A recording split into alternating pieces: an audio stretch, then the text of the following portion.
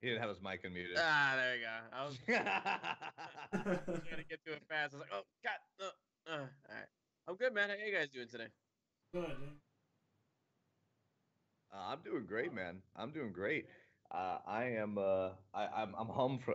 Most of you'll notice I'm not sitting right next to King Cord today. I wasn't feeling too good. Turns out you can't just eat McDonald's bologna and sandwiches all the time without eventually making yourself sick. So Oh, oh no. I'm streaming. I'm streaming from the home base today. Is it bad that I now, even though you just said you're sick, I kind of still want McDonald's right now?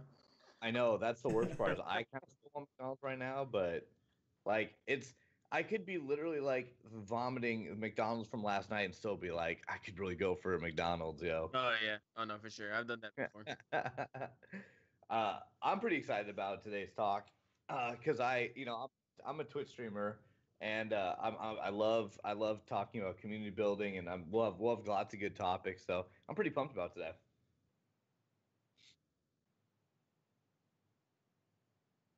Spend a lot of time in like streams though. You spend time in mine, and so you know a lot of the community building and stuff.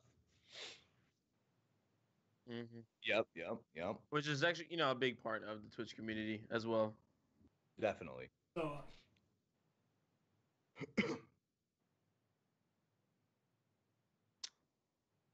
Okay. Well, let's see. I started back in, start from the beginning. Started back in March, and even really before that, I did one stream back in like 20, I would say 2016 or 20 or late 2015. It was just with a bunch of friends, and it happened to be a Twitch integrated game called Super Fight, and we decided to just do it for one round and then see how it was. And I liked it, but then I just stopped, and then a couple years went by on, and then fast forward to March of this year, and God, it's already August, isn't it? Yeah, Crap. it's the middle. I know it Jesus. feels weird. It feels weird. 2019. Anyways, so I started back in March. March 17th was my exact day. Me telling myself I'm gonna start streaming regularly, because my friends got me into it, and pretty much been streaming ever since. I finally decided to go full time. Say about 3 days ago. Not even that long. Congratulations. Uh, That's my number one. I'm always joking about because I also am doing it full time right now, and I'm always like every time I'm like thinking about going full time, don't do it, kids. yeah. But no, No, it's a great pursuit, and yeah. you've made you've done a really good job. People don't people don't really think about it too much, but you only started a couple of months ago. I mean, essentially like a few months ago, and I think last time I checked your count, you were coming up on 350, maybe even a little more followers. Yeah. That's a Yeah, close good to number 400. for a couple of months. I mean, I can't remember, but I don't think I was posting those numbers until I think I hit my 1,000 mark at about a year and a half or 2 years, but I kind of exploded when I started playing competitive Call of Duty, which is kind of a that was we joke about it being selling out, but like Yeah, I the don't think for competitive those scene is really first big though. That's the yeah thing. I don't think for those first couple months I was posting numbers like you did. Do you feel like what sort of helped you? Do you know what not giving away your secrets? What do you feel like helped you grow in that time? Um, hmm. I think what really set me apart from most people, and I hope people are doing this normally, is looking at. It's funny that you go to YouTube to look for Twitch tutorials, Yeah. but I went to YouTube to look up, Twitch tutorials, tips and tricks and stuff like that. Hmm. Seeing what to do, what not to do, and really kind of just followed those guidelines, as like my Bible, pretty much. Yes. So like don't look at chat. Not don't look at chat. Don't look at the numbers. Pay attention to chat. Yes. Yes. What was it? Make sure you have a schedule of some sort, even if it's a weekly schedule, which I started with first. Um, and I think Iron Sight has a big part in that as well too. Like Yeah.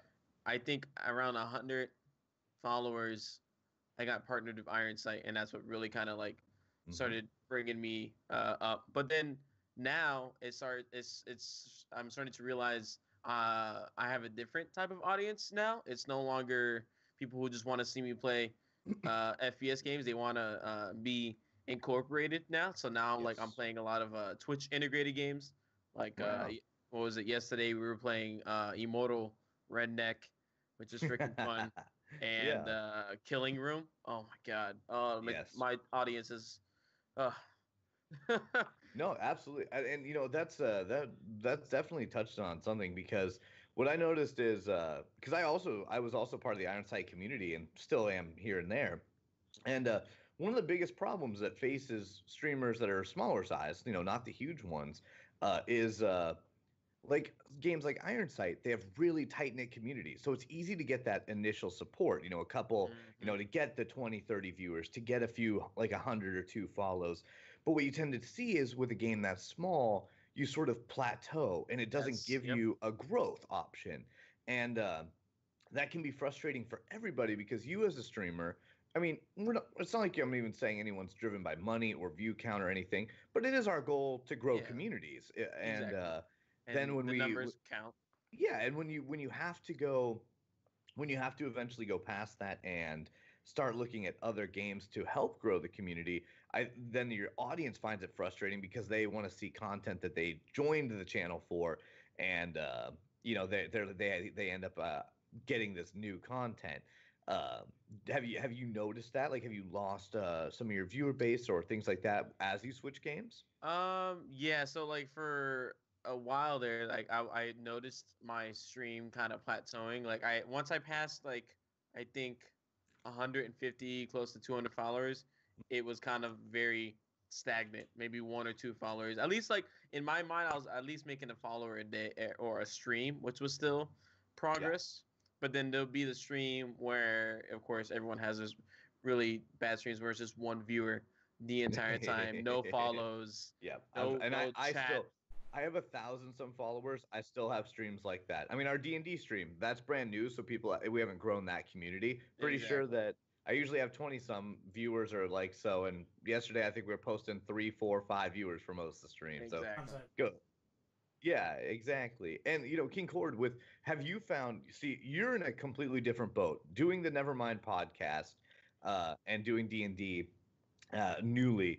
Uh, I have to imagine because I watch your numbers and I can't believe how much slower the grind is trying to grow in the talk show community instead of Mhm. growing in the gaming community. Have you found that to be like just a really daunting task so far, trying to network within the talk show community?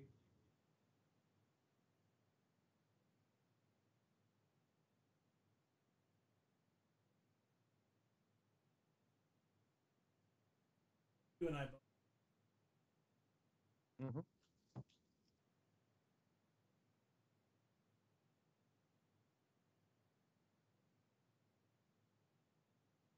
Yeah,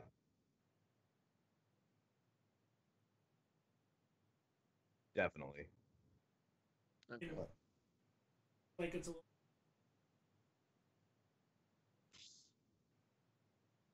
Right.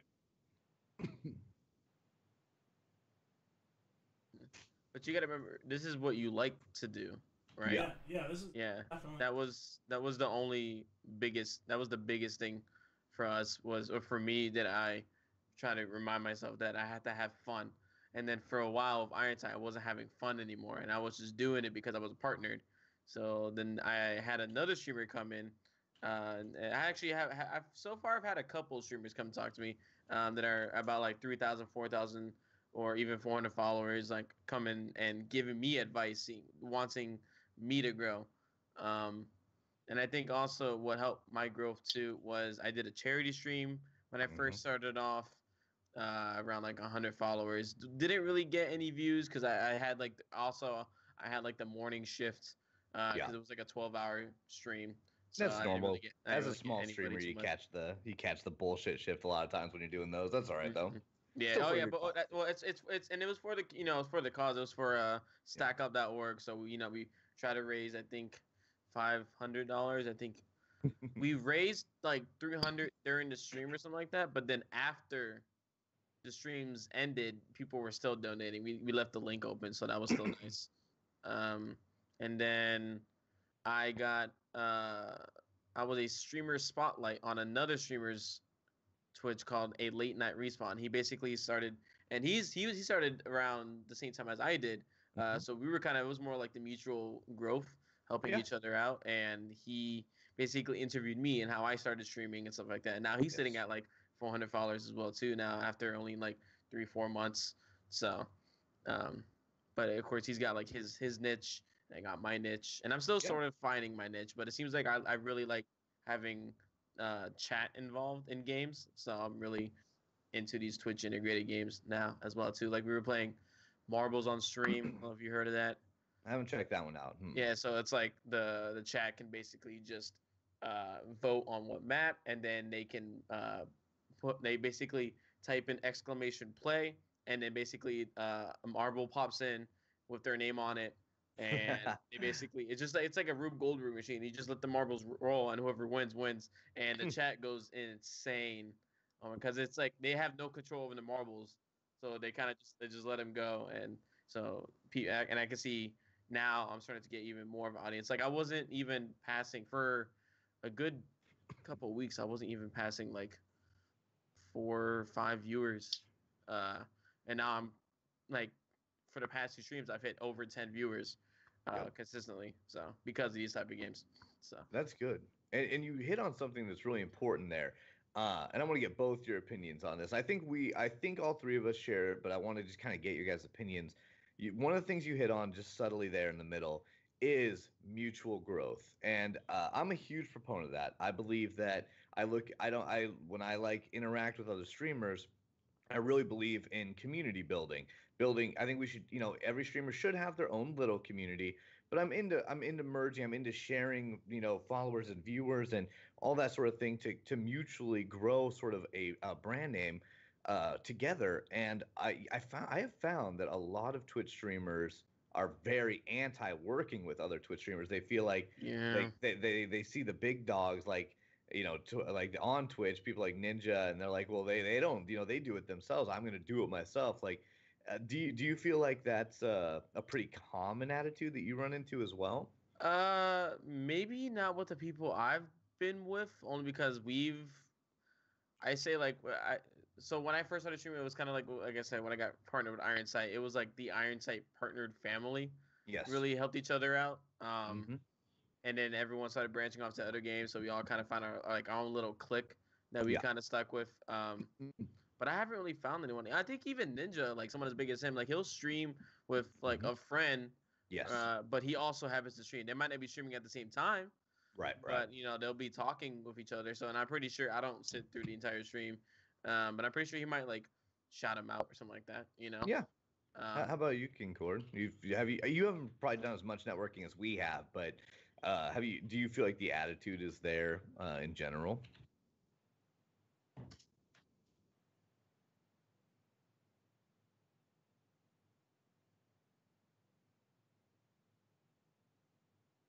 Mm-hmm. Do a lot of that. Yeah.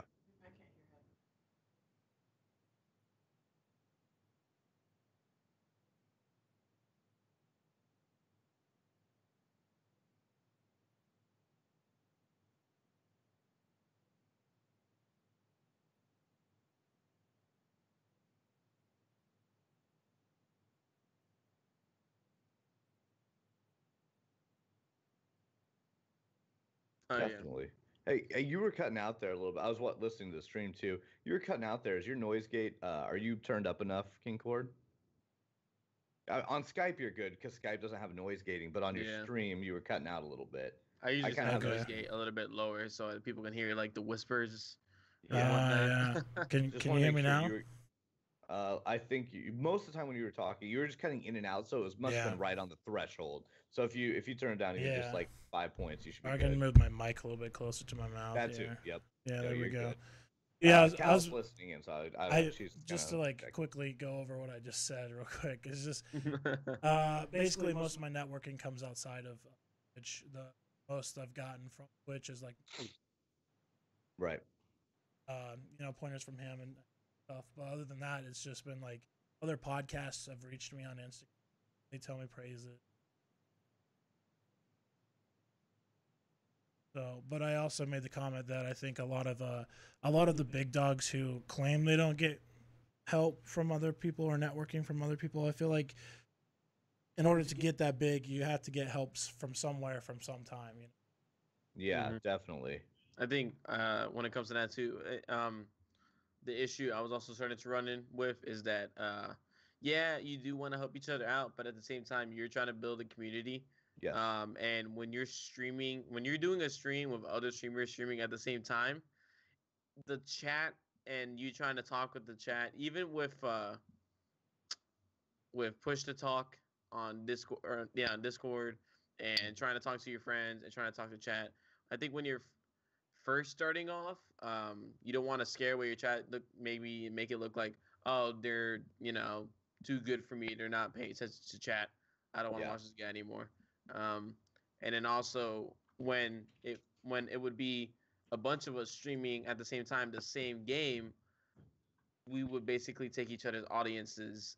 So our viewer counts would kind of drop every now and then. So then it would be like one of our friends having the top views because they're all watching theirs because they also want to watch us, but they're all just happen to be on one streamer's channel, so that kind of hurts us in the long end.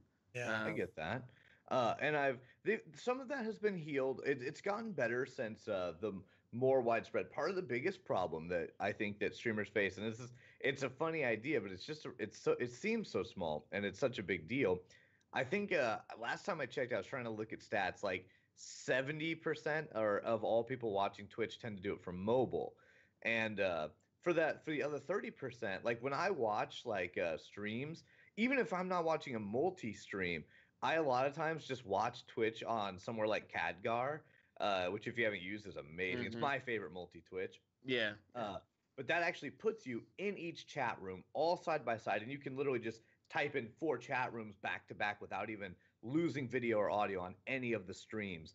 And that's really helpful because I'm boosting 4 people's viewers, able to mostly interact in chat. But on mobile, you really don't get those options, and a lot of times you can only support one sort of person, and if you're talking 70% of Twitch, that's millions of the users that can only be limited to that sort of narrow support.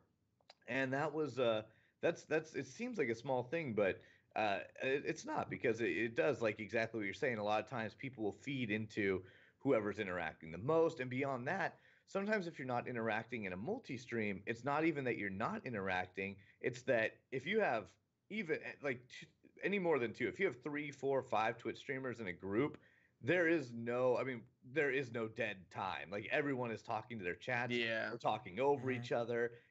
You're, like you said, you have to essentially use push to talk, otherwise it's just a mess of everyone talking to their chat over each other. And so I definitely agree with you there and hear where you're coming from, because it can be really hard to support multiple Twitches and do multi streams in a really successful way at times. Yeah, especially starting off. Yeah. So I think. Sorry. Go ahead, Gordon. I was just gonna. So, other than the whole getting bored of a game, what other like kind of problems do you Twitch streamer? I know yesterday I was having a lot of issues with dropped frames. Yeah. Oh my god, it was pissing me off, and to the point where I restarted my stream like 4 or 5 times before I finally had to restart the modem. So and at that point I had at least 18 viewers at one point, and then I dropped down to 3 because I guess people just got like, man, I don't want to be here sitting looking at this offline piece of crap. So I've had that too. Yeah, So drop frames is the nightmare over here at the podcast. Yeah, until you get wiring. Yeah, we gotta get that 100-foot Ethernet cord. Yeah, that's the biggest thing. I literally have an internet cable running through my entire apartment just to my PC specifically for that. I know eventually I want to get a streaming PC that's gonna help out with that, but until the funds are there, pretty much it's all on one PC. Yeah. That's hard to do. Like doing the dual PC build, it's successful, but That's a lot. I mean, it is a lot of money to build a full stream rig. It's a lot of money, and it's also kind of annoying because I mean, you could build it as a second gaming rig, but for the most part, the things that make a good streaming PC might be different from a good gaming PC. So you're building this machine, and you don't even get any other use out of it besides just this sort of couple hours a day sort of. It's just a Yeah. workhorse, and I think it's hard for a lot of people, especially streamers who aren't always making huge amounts of money, to drop 2-3 grand into a rig, even if it boosts their quality, just because it feels like it's not a huge reward sometimes. Yeah. Yeah, we're working with a 10-year-old gaming PC over here. That's it like actually runs pretty good though because we're doing a talk show, so there's not a lot of other than just the bit rate. You're not really pushing much graphically. yeah, but it kind of like during Dungeons and Dragons, it sputters along like terribly. Like you guys cut in and out. And then what about like, does it sound like a jet engine? Yeah, pretty much. It will do that sometimes. I'm afraid I'm gonna see smoke one of these days. That's what I'm afraid of wouldn't one be day, to be surprised. honest. Yeah, that's me too. The one reason I would build a stream rig is just because, like right now, if my gaming rig went out tomorrow, it would crush me. I don't have the funds to build a new 2500. I could build a budget one. I could do a few things, but I could not rebuild like a full new age. And the parts have gone up so like I remember when I built my PC, I'm pretty sure I got my 16 gigs of RAM for it for like $40 for a good like Fury RAM, and now it's like 80-90 bucks for the RAM. The GPUs are almost twice the price. Like it's like 500 or 600 for some of the good cards, to whereas the 970 was like 300, 350. It's just really and that's normal. They'll go down kind of as you get to the plateau where they're starting to develop the new ones. But yeah, it's the funding.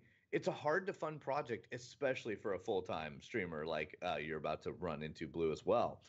You don't always get a lot of funds, and it's like doing anything. Like it sounds silly, but being a successful Twitch streamer is a lot like the stories you hear about actors or people, actors, singers. Like you spend a lot of time eating crappy food, not having things, and hoping that you kind of catch that break where you start to grow at the rate you're hoping for. Yeah. And I know that it's good that at least like, and I try not to toot my own horn ever, but at least I know I'm growing because there's people that have started with me, have about the same time and been doing that. We're playing the same game as me, and I kind of overshot them already, and I feel bad, but then I look at their stream and I realize that they haven't improved since they started. They've been pretty much doing the same thing, and then if you go back to my old VODs and you look at this one, you can the quality and the overlays and everything's 10 times better. So and it's only going to improve from there, So you got to learn to the best thing I ever did was drop just even a cup, dropping the money on the badges, dropping a little, just a tiny bit, getting an artist that can do your emotes, like doing those sorts of tiny little things that might cost 20 or 30 bucks here, but put you a huge chunk above someone who's like, I'm not doing this full time. Maybe I'm not gonna do emotes, or maybe I'll just freehand them or that sort of thing. And I'm with you. Like the quality is a big deal for me when I watch streams because it has to be watchable. And some people I think just sort of try to coast on hoping that they're interesting or funny enough, and there's nothing wrong with that being your focus, but it is sort of it's hard to get by on that if it's pixely and you can't even make out facial features of the game. Even having a face cam helps nowadays, because there's people who have been streaming this entire time without a face cam and just hoping that someone stays in, and like so you gotta really set yourself out nowadays. Twitch is so oversaturated with a bunch of streamers trying to do the same thing.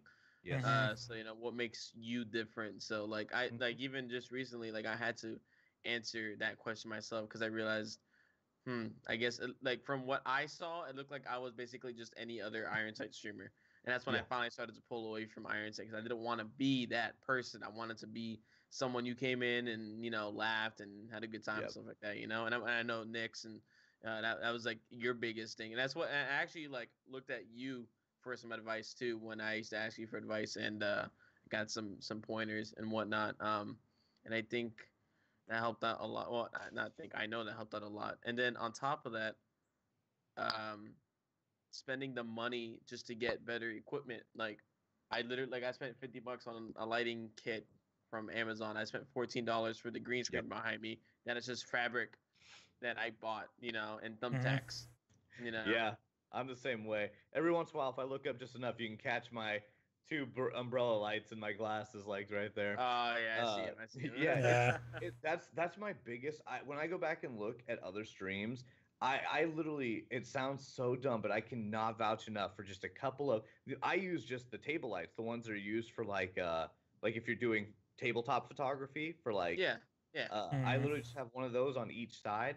They're little. Because when Cord bought his kit, he bought the big ones, and we found out pretty quickly that those will really wash you out if you're in a smaller area. And I didn't have a lot of room to work with, so I ended up being like, God, I need like a really low watt, but the diffuser, and it just is really, even this side is a little darker because I'm still trying to figure out with I need to do a new mic setup because I'm using a boom mic.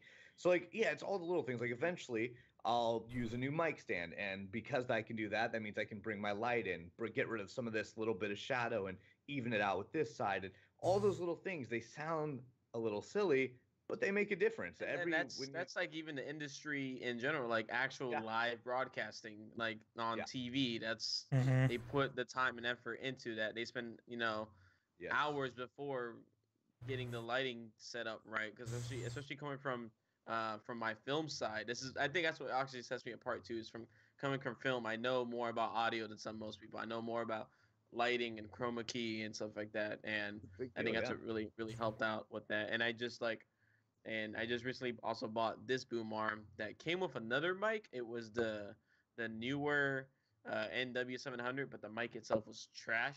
But I bought it for like $40 on Amazon, so I wasn't really expecting the best. But the boom arm and the pop filter that it came with is definitely already a step ahead of what other people are doing. Stuff like that, and in pop, we all have a pop filter, and we all have it for a reason. Yeah, it makes a huge difference. Are you using XLR? Are you running XLR? No, still USB. But the other mic had XLR, and it had the phantom power and stuff like that, which I really would want eventually. Yeah, I'm really torn. I have the ability to run XLR, and we do at the podcast. Like King Cord's running XLR, and we always do if I'm over there. But I haven't been able to, for just the ability of streaming, I haven't found something that just beats the nice versatility of things like the Yeti, where it's USB, plug and play. If I want to talk to Cal, I could just mute button and then come back in after I'm done and unmute. Like it's just really versatile. I think that's when the mixer comes into play. Yes, exactly. Like that. So and then that costs way more than the actual mic itself sometimes. Yeah, it does. I like the Yeti's functional ability to, like when we do D&D, I switch it to the interview mode and then turn it sideways so that it shoots a cone of cardioid at Cal and a cone at me, so to kind of it's not perfect. What cardioid means? Yeah, exactly. Is such a big thing in today's. It shoots one at her and one at me, and I like the because like with a normal cardioid mic, like if I ran that when we did D&D, I'd have to dual mic it, which would still boost the quality a little more, but is again much less functional. It means redoing my entire stream rig once a week every Friday just to do that. So, and at some point, if I was big, I might make that quality jump. But I love the versatility of something like the Yeti, where I can just be like, click, turn, put it centered. Now we've got a mic that does, an interview pattern, and those sorts of things are really nice. But eventually, playing with XLR over at the podcast the quality it's not a huge difference, but someone like you, like an audiophile, you would be able to tell the difference a little bit. Oh yeah. Yeah. I mean, like the Yeti, when we had the Yeti, I love the Yeti, the USB, like everything that you said about it. Yes. But when we switched to XLR, I mean, me personally, I think it sounds a lot better. It captures my voice a lot better. Oh, it does for sure. Yeah. I mean, I bought one of these. I bought a single channel Behringer little mix thing that you plug the mic in for like $30, and it works just fine. But I mean, if you need something like more channels or something better, you're gonna be looking in like $200, $300. But yeah, the Scarlett, which is on your table, you should have just hooked up to the Scarlett today. The Scarlett 2i4 I use for vocal music when I bring in artists and stuff, and I also use it for the podcast. That thing, the Scarlett 2i4 has 2 channels. The only problem with one of the biggest problems you run into with those being expensive when you're doing audio things is, again, I'm not as advanced as someone like Blue, so maybe there's ways to split channels. But one of the big problems that you run into using those is they still end up mixing down to one channel. So like, even if you hook up 2 mics, you can balance both mics. It works fine. But you could actually get it to 2 channels, but the mixer you would need to get is pretty expensive. Yeah, the 2i4 mixes them down to 1, and that's not a problem for, like, we can rebalance our gain and everything within the mixer. But when you go to noise gate or add effects or things like that within your program, it adds to both channels. And Chord's so quiet and I'm so loud that we have very different noise gates. Yeah, it's funny. When I talk, I'm quiet, but when I sing, I'm like really fucking loud. Yeah, like my noise gate is all the way up at, like, I'm pretty sure my noise gate breaks at like -30 or -25 decibels, and Chord's has to be down at like -45, -50 decibels for him to break it. It's close to 50. There's people who don't even know what a noise gate is. That's how. And that's what really I feel. I always try to.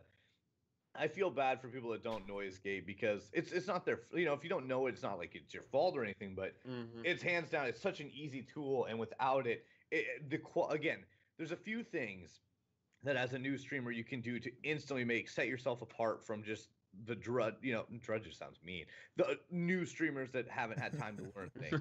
I'm trying that was a weird way to say that. Seems cold, but like it makes sense though. It makes sense. Yeah, adding a noise gate, getting a couple lights, having a microphone with something like a pop filter and some form of cardioid pattern.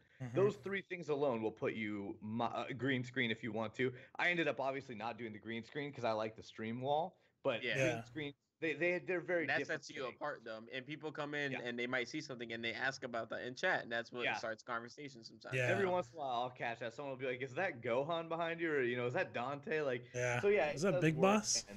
Yeah, you're gonna give me that Big Boss poster?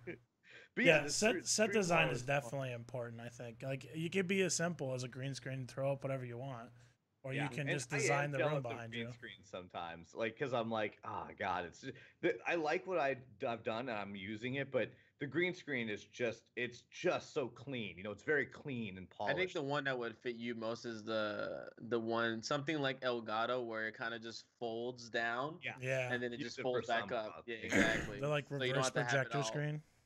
Yeah, so you don't have to have it like us. Like we're like committed to having a green screen now. We have to have this fabric here forever. Yeah. It's weird. It's people weird come into the room and go, Skype. "Oh wow, you're a streamer." It's like, I stream. Yeah, this was like $17. Yeah, you can get it's cheaper. To be honest, the fold downs are probably quadruple or quintuple the price of just running the actual. But they're nice. Group. They're nice. They are nice. Thumbtack fell out. Thumbtack. The cats are always messing with that and just like. King Cord runs into that too. Yep, I got cats too. Oh my god! Every day, like I had to come and check. Like there's already tacks on the floor somewhere, and I'm not even like I don't even want to care. Like if it's not in shot, I don't. The tacks are gonna hit my foot someday. Yeah. All right, you'll find them someday. I'm gonna change the subject just a little on the overall thing. You change that subject. I want to get some of your opinions. This is something I argue about a lot, and Blue, I'm interested in getting, because now when Blue's here, he gets to say things that he might not on his stream. Because I hate Twitch. I'm just kidding. Yeah, he's like, I fucking hate them. My viewers are trash. But like, I told him to stop by too. I hope they stop by at this point. Yeah, I'm sure they will, and it'll be a video on demand, so they can always come listen to it later, and watch it on YouTube. Like we'll VOD it and put it on YouTube and everything. But what are the best and worst Twitch guidelines, terms of service, those sorts of things in each of your opinions? Blue, you want to start? What are your favorites and least favorites? The biggest thing, and I feel like it really hinders people, that you cannot be you cannot be affiliated if you stream like both on YouTube and Twitch at the same time. I feel like that's such a dumb rule. You're streaming on Twitch already. Why not keep your affiliation? Okay. So you have to like have days where you stream on Twitch or you just stream on YouTube, and it has to be within like a 24-hour limit. And I know a lot of people who want to try out Mixer because Mixer was kind of like getting some popularity. Yeah. And I know people who I know one person who hopped on Mixer who was not doing so hot on Twitch, hopped on Mixer, and I was doing 10 times better than me. I think they got up from 500 follows to like 2,000 or something like that now. Oh, really? Although, real quickly, not to interrupt, but I feel though, not that it's a bad idea, and I don't want to besmirch someone's plan or idea because I don't, none of us know the future, but I feel like you'll run into some of the same problems we talked about earlier. Like you get that initial jump in support, but then you're going to cap because Mixer only has a couple I think they're only at like, oh, that's true. Like the main viewer count. Yeah, the main viewer count's like, it's still good. It's like 100,000, but Twitch is in like the millions, like weekly. But now he could, if you wanted to, go back to Twitch. Yeah, bring exactly. Mm-hmm. So that definitely helps out. And then this isn't really a Twitch guideline thing. I just lost my train of thought. No, it was right there. On it. Was it something good or something bad? It was something. Like? It was bad, but it was good. Like it was a good topic. Oh, God dang it! Whatever. It's gone now. It'll come to you right in the middle of when one of us is talking, and on a completely different subject too. What about? Do you have a favorite and least favorite sort of Twitch guideline that you bumped into yet, King Cord? They really. I think. To be honest, like I can't find a favorite thing other than like helping. Yeah. What is it, like protect people from getting view botted and stuff like that. Right. Yeah. But even that, I feel like they don't even hit on the view botters a lot. Yeah, it took the one guy that was doing it on Ironside. It took them like people reported him for like weeks and weeks before they ended up hitting him offline. Yeah. Oh, and oh my God, like he always kept. I think I know what you're talking about. He kept popping in my recommended channels. Yeah, and I don't want to watch it. He wasn't even a good view bot. That was what was frustrating. Is like he wasn't high. Like he would jump up like 100, just be like, "Oh, 20. Oh, now I'm at 120." And you're just like, "Come on, man!" Like, and like one person the entire time who's a mod is talking. Yeah, who's like talking. Come on, man. And it's just like, and then like I just recently found another view botter who I was actually a person I was like following for a while, and I was actually kind of like legit upset. I was like, "Wow, I thought you were one of the good ones." Yeah, it's a shame. So I think Twitch guidelines. I know they try, but there's just so many of us that are like that. So yeah. How about you, King Cord? I know that you're still semi new to streaming overall, but is there when you're do you feel like there's things that you don't enjoy or do enjoy about how Twitch handles their moderation of the community overall? I mean, we're still working on the path of affiliate and it feels rewarding whenever you get one of those like challenges done or whatever. But the thing, like getting close to like 50 followers and streaming for 7 unique days and stuff. The only thing that I've run in so far is that we had the 7 unique days, and then all of a sudden Twitch changed their stuff. Yeah, like, I remember right that. as soon as we got to 7 days, and they're like, "Oh no!" Without letting you know beforehand. Yeah, they have to so now you have that they have to actually maintain that instead of like so for people like us that do weekly streams, you have to suddenly do weekly streams. Yeah. Otherwise, you can't maintain your affiliate. It basically went 7 unique days, and then the change, and they're like, "Oh no, it's 7 unique days every month."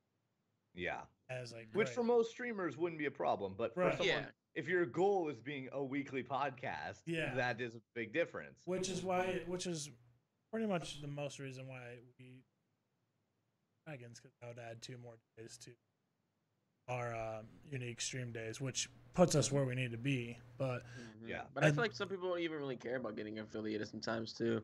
Yeah. Well, it doesn't. If you're not really streaming full time, if your goal isn't career, if you're doing it for fun, the affiliation doesn't make a huge difference in what you can and can't do. So it just depends on your style of streaming. That's very true. And then there's the whole. I don't know if it's just Streamlabs like messing up or if it's Twitch, but like sometimes I'll see on the following goal during the stream, somebody follows and it says, "Oh, hey, you got 2-3 followers." And then the next day you go back and it's like, "Oh no, those were fake. You actually have like 38 this time instead of 41." Yeah, and those Yeah. are more noticeable once you break like a couple hundred. Like when you get to where Blue's at or where we're at, you'll suddenly you can't even remember exactly your number. You're just like, oh Yeah. shit, man, I don't even know. Like it's not even like crazy. It's not like I've got so many followers, I don't know what to do with them. It's just like once you Yeah. hit like a certain, you're just like, God, was I at 350 or was I at 340? Like I don't even remember what I was at. Yeah. But like Fluffy's over here saying I'm legit uninstalling Iron Sight, salty as hell. uh, no, yeah, I've actually been pretty into Twitch for the most part.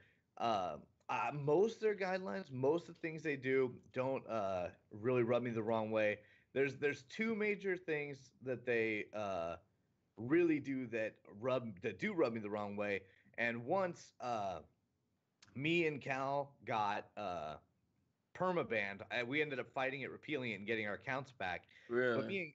me and Cal once got permabanned because somebody in my stream was talking about self harm, and I addressed self harm and mental health, and they said that's you can't talk about that on Twitch, and banned both of me and Cal's accounts, saying that we should have basically just been like, sorry, we can't talk about that, and obviously Mm, I get where they're coming from. I know they don't want their platform to be used for martyrdom and talking about things that yeah. whatever. But we fought that because I'm a big proponent for talking about mental health and fighting stigma, and we ended up getting lucky in doing that. But I don't like that they're anti. There's a few things I'm okay with. They should be anti talking about like crazy sex stuff. They should be anti drugs and alcohol and Yeah. showing Yeah. harm and things like that. Mhm. But talking about it in that sense, I didn't feel like was fair, and they ended up agreeing. Yeah. I'm pretty I, sure like they probably just heard the word yeah, and it then got banned reported. it right Somebody there. Yeah. reported it. Exactly. Yeah. Somebody But then was they probably looked back and saw the context and like, okay, this yeah, makes sense and now. that turned out good. But that rubbed me the wrong. That was the first real thing that rubbed me wrong way from their guidelines, and the second would have been bless you. Got a cow high in the background. Bless you. Say hi to Kahaya for me. King Court says hi. And Blue thought about saying hi. I could tell. But yeah, like that was the first thing that really ended up rubbing me the wrong way, and they did end up fixing it, so I appreciate that as well. And they talked to me and worked with me on it. And oh god, I'm pulling a BlueRobot. What was the second thing that rubbed me the wrong way? Uh-oh. I think Oh, I'm some losing my guy train of lying. thought. I know. I'm losing it. I'm losing it. All right, I can't remember the second thing, but yeah. Oh, you know what it is? I hate to bring it up because I never want to come off as sexist, but I do have a huge problem with the influx of IRL and low cut shirts and things like that being used to sort of gain views and follows and Titty stuff. streamers. Yeah, It's just most of the time, I really don't mind it to some degree, and the reason is I sort of figured this like girl gamers catch so much shit. They have to deal with so much bullshit that we don't. oh my that I god, don't- really? yeah, like I don't have a problem with them. Like, why shouldn't they get that advantage? If they have to deal with all the shit, why shouldn't they get a little bit of an advantage? Like no one comes into your stream and they, not they might have already, but like people come to like I know someone came to my stream messing around like, oh hey, it looked like you're getting a little bit fat today kind of thing, and I kind of Yeah, like yeah, shrug it off. But some females get that like 10 times fold, just like yeah. Mhm. just And hey, why is this fat piece of trash Yeah, doing on all the stream? time. I'm like, oh my god, like it just happened to one of my friends, and she went on Twitter and talked about it. I'm like, oh my god, why would anyone take time out of their day to bash someone who's just playing some games? Like, Yeah, and Yeah.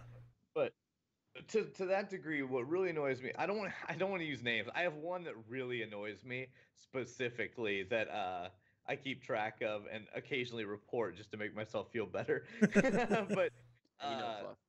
yeah, but this person, it like their entire like shtick, the way they make their money is they play on IRL and they play Just Dance in like short yoga shorts and tank tops, and they play Just Dance, and I have a huge but they bring a lot of money in, and a lot of money means half that money goes to Twitch, and And I think you I gotta also think also real quick that you're not in.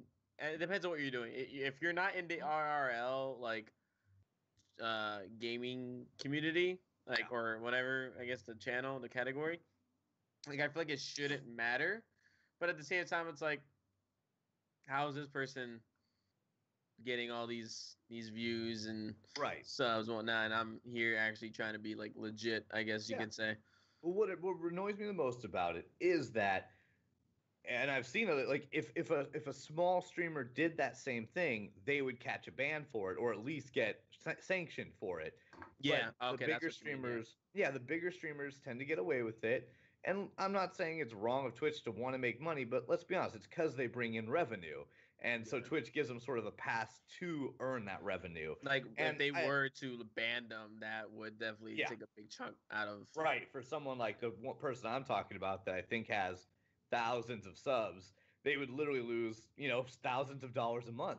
Mm-hmm. So like I get where they're coming from, but I have to say that those two things are really the only things, which that's not bad. If Twitch has only done two things that have really rubbed me the wrong way in the last 2 years of streaming, that's not a bad count. But it's still those are the two things that have gotten on my nerves for the most part. Yeah.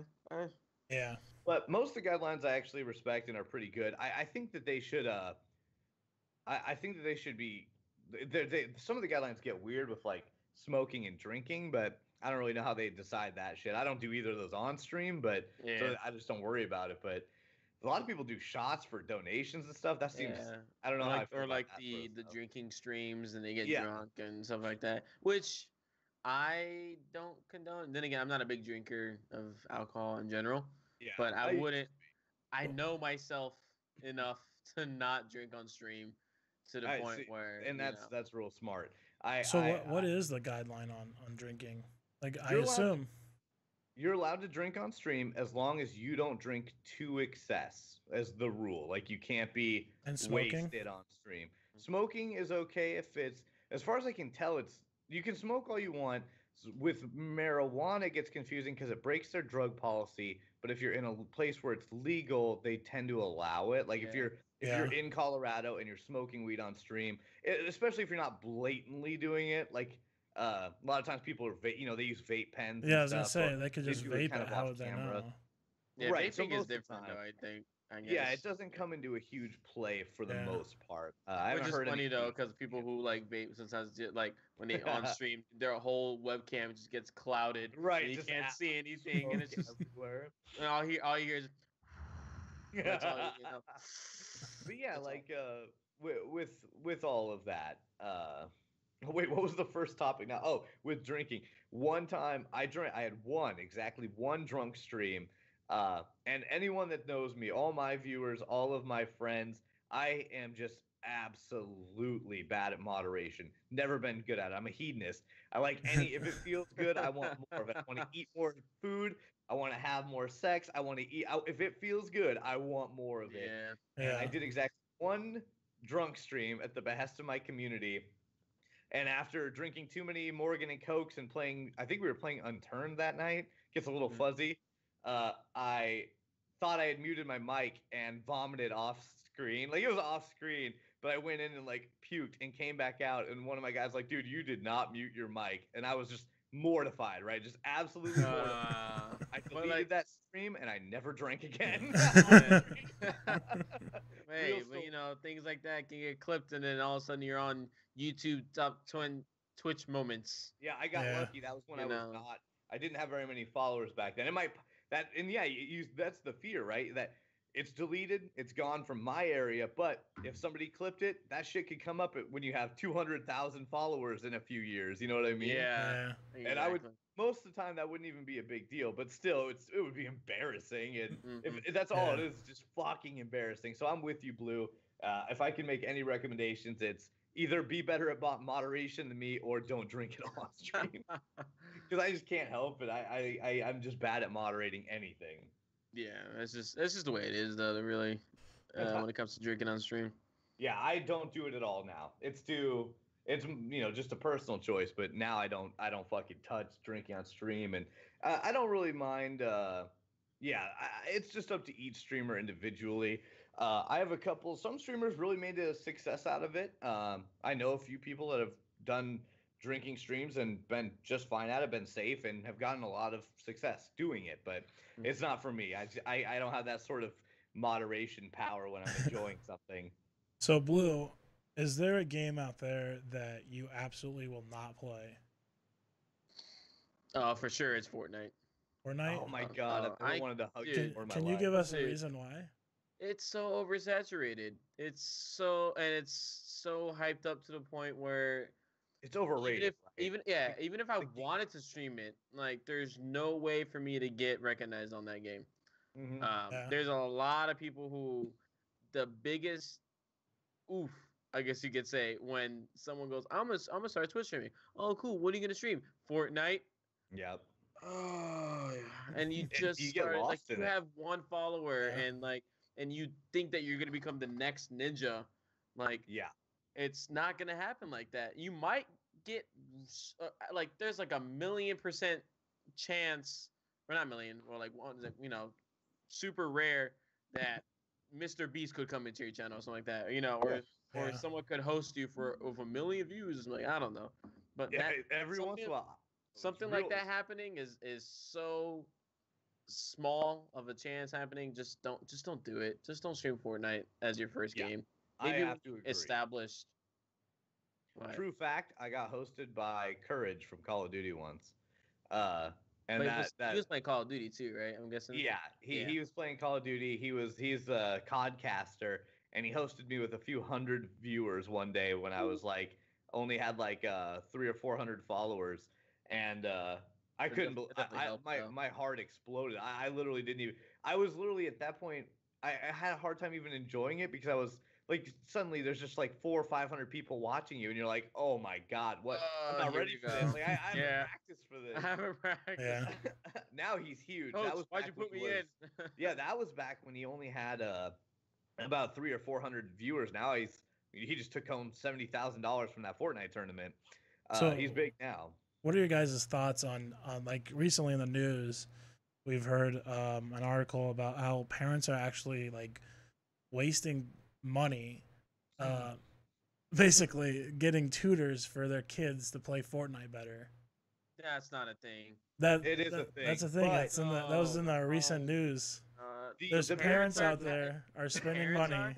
Yeah, their parents are spending money to like high school and like college kids to come in and tutor their like 6-year-old to get better at Fortnite.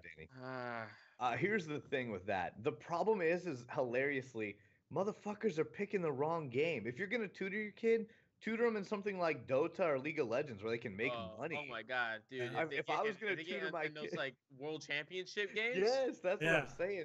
Those guys play for millions. Like motherfucker, don't Fortnite's tournament. They did just have that big Fortnite tournament, but Fortnite is just like the Dota and League of Legends. They've been bringing home the money for like the last 7, 8, 9 years. If I was gonna tutor my kid in an esport, it would be a MOBA. Have you seen the team houses for those games? Oh yes. My god. They're insane. They're like spaceships. Yeah. Like, do you guys think that Fortnite's gonna become a championship game? Like it's gonna be up there with League of Legends? Needs to die. That's what I think it's gonna die. I think it's gonna stay popular casually for a while, but it never. I don't know what people are thinking. It never had the makings of a competitive game, in my opinion. Obviously, that's my humble opinion. Yeah, no, I'm with you on that too. And I'm trying to like stay away from like the biasness of like me like legit just hating the game, but like I don't see a competitive aspect in that game other than because it's not really being competitive. It's more about just getting lucky. Right. It's the battle royales. They're not designed to really have that competitive. They're competitive in the way that the goal is to just not sort of die, I guess. Yeah, just to survive.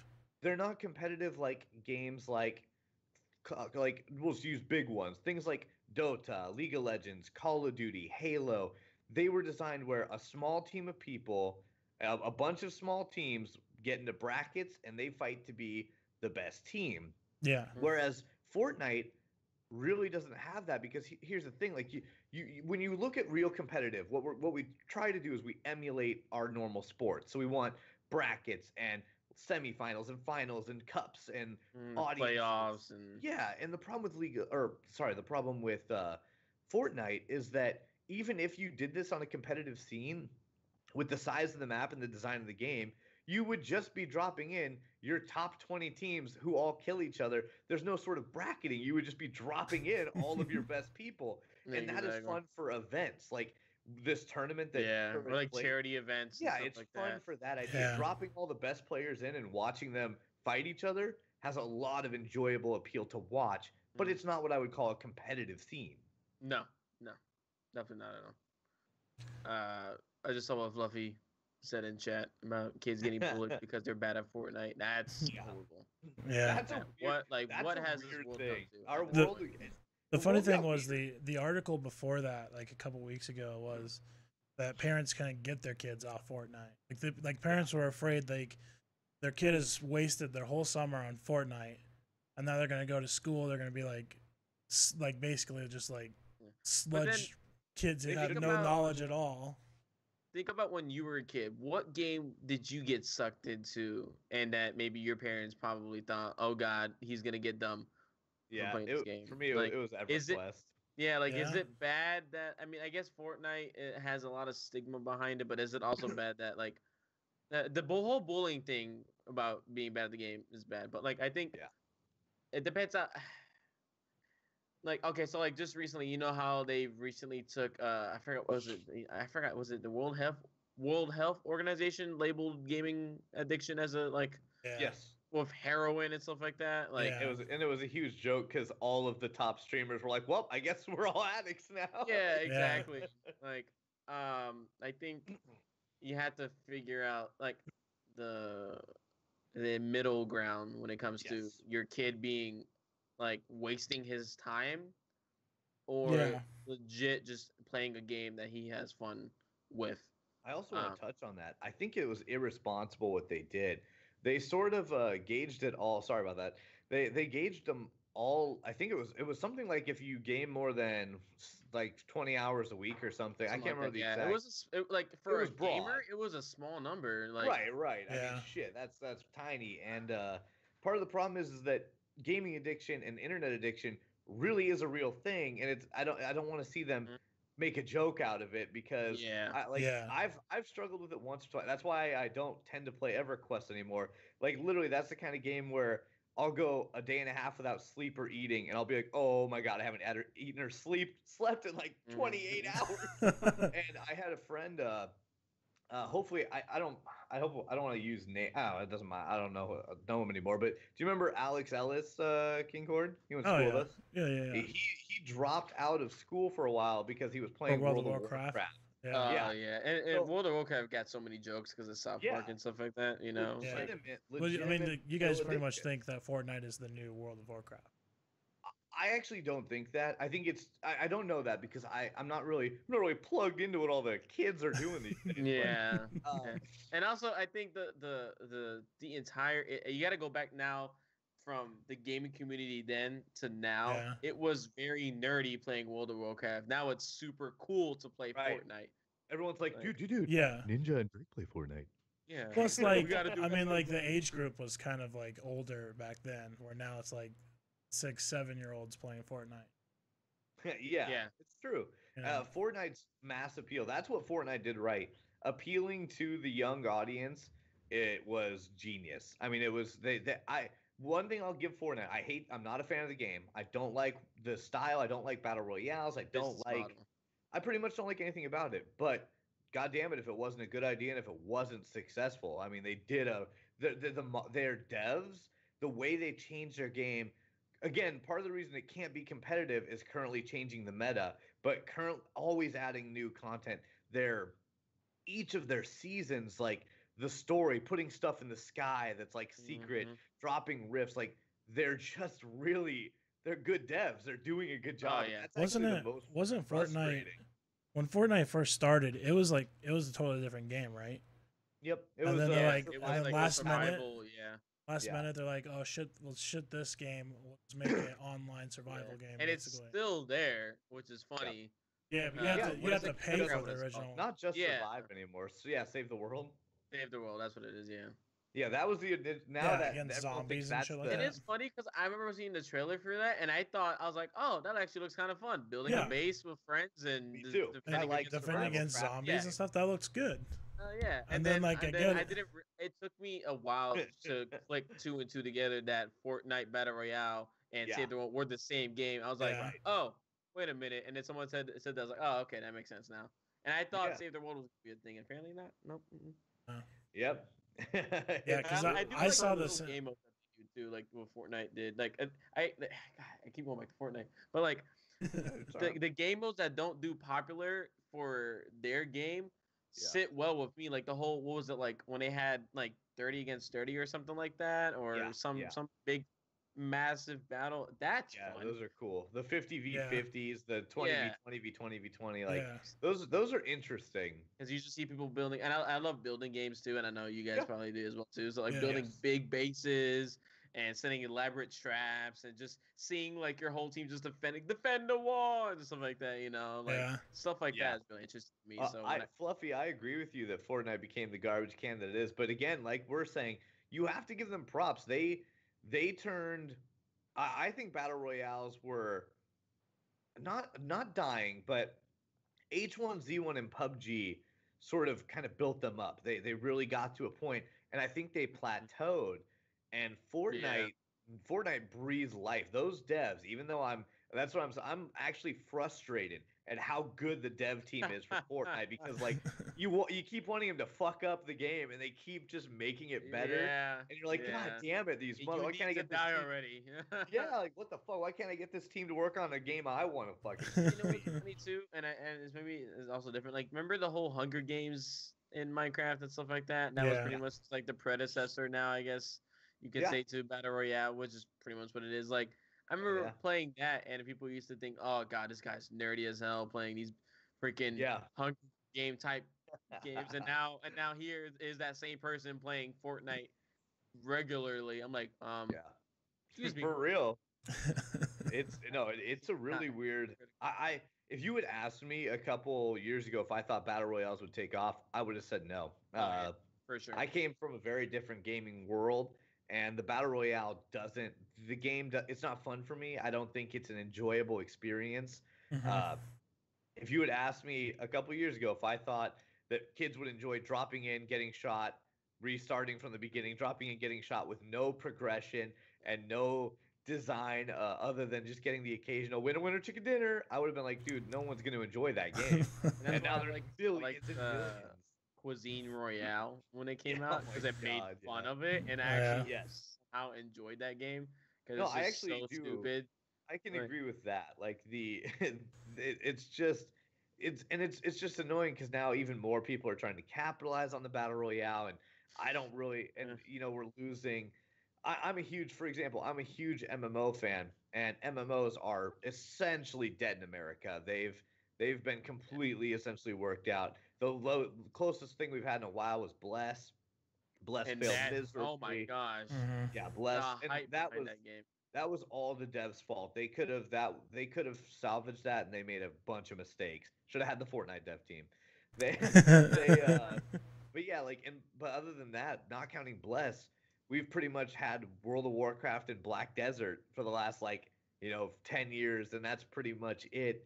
And Yeah, it's and sad even to after like see. I don't know how many people are now playing World of Warcraft. I wonder, you know, like No, how actually is it? Well, it's not as big as it obviously used to be, yeah, Yeah. but the like right player I now, base think is like definitely not. after they closed that one server, I think a lot of people, what was that, vanilla server or whatever it was called? well, Was right now, World of Warcraft still has 112,000 viewers and is second after Fortnite. So it's not like it's still not popular, although it's not really fair because some of the times like the top Streamer has three 100,000. people, yeah, the top three people together are rocking 40K, 26K, and 11K And then respectively.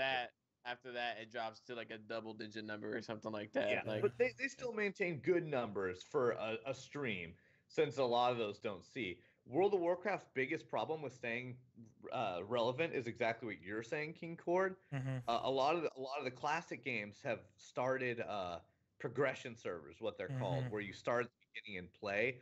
EverQuest does it and makes EverQuest was released in 1999, and they still get people like me to come back and play it because they release progression servers and trick us into being like, enjoy the nostalgia. And then all the addicts are like, yes, master, enjoy the nostalgia. Yeah.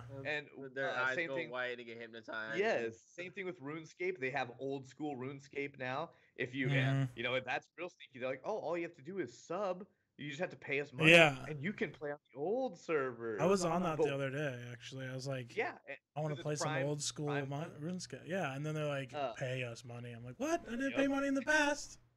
But the World of Warcraft keeps teasing that they want to do it, but they've so far every time people ask for it, they won't do progression servers. If World of Warcraft released an honest to god progression server on their live servers, I bet their revenue would spike to just absolute unreasonable amounts. Yeah. In fact, they'd have to do at least 2 or 3 at a time because I doubt they could fit all the players that would want to play on a progression server. I mean, people love Burning Crusade and Wrath of the Lich King and shit. So if you played from the beginning of the series, and then they usually release like a new expansion every like 12 or 16 weeks. So every couple months you get Burning Crusade, 4 more months, Wrath of the Lich King, and you can replay all the greatest hits. That's a really smart way to do it. And it's weird that WoW hasn't capitalized on that, but they haven't needed to. Maybe that's why, because they're still successfully pulling in players for the most part. I think that's what we're starting to go back to now. Is like a lot of nostalgia. Yeah. At least maybe I guess in our generations now, the older generations and stuff like that, like people who grew up with like, how do I say it? I guess people who grew up without HD graphics, pretty much. Like Yeah, well, Yeah. even Minecraft tapped into that. I remember how cool Minecraft felt the first time I was Oh at my King God, Ford's yeah. house. Never had seen it before. It was in what, alpha or beta phase at that beta. point, King Ford. And he's like, That check was- out this new game I got. That the hilarious part is I built this 10-year-old fucking gaming tower, and that was the first game I put on it. It was Minecraft. Yeah. I'm just like, I got this overpowered tower for Minecraft, but it seriously like stole my soul. I was always on it. Yeah, Yeah. and you showed it to me, and I remember being like, "Dude, oh, it's like dropping into an 8-bit world. Like how Yeah. interesting!" And Mhm. it really And then captivated getting your old- friends to play with you and Yeah. stuff like Mhm. that. And then it got even more fun for a while because it got really enjoyable with when they introduced modding and texture packs and And Like, online my- servers and yeah, like Mhm. does your bot block links, King Cord? I don't know. I don't know what you're I talking can't- about. Then Oh, okay, well then probably Microsoft. not. But Microsoft. Yeah, I was it's trying to. Yeah, it was something really crazy. Yeah, and exactly what B4 or what Fluffy's saying here. The game really sort of crashed because they quit making major updates. They were doing all these cool things and they kind of like gave up on it. And that was after Notch sold it off to Microsoft. Yeah, I they think sold to oh, Microsoft. Microsoft just kind of let it coast, and that was really depressing to see. Well, like Look they try to capitalize on it, and it Yeah. backfired. they spent all the time developing things Like like basically the mobile only and thing they did like was that. put it on their Xbox and like, oh hey, you can have Xbox. Yeah, that's Mhm. that's super annoying to me. Like I don't like stuff like that. The thing that annoys me the most is when they came out recently in present years where like it came out with story mode and then they sell those as like individual games now. Yeah, Like, no, I'm with you there. it's like, they, why- they were doing like the story modes. That Yeah. although Yeah. technically that was still Microsoft, but I think didn't Telltale Games release them? They Yeah, partnered with Telltale. Yeah. Yeah. Yep. But like before that, Microsoft did it. And Hey, before, before that, people were doing it. Yeah, you know, people were making doing it. adventure maps and stuff. yeah, they're Yeah, doing yeah. it on like online servers and stuff too. Exactly. So like, I felt like we didn't need that because it was already a thing, and the community was so closer when it was like that. And now it just felt it's kind of like having your favorite mom and pop shop, and then like someone comes in and you know There's a Walmart sticker on it. exactly, and then now it's like Yeah. now it's just like every other place. So and then you lose like that.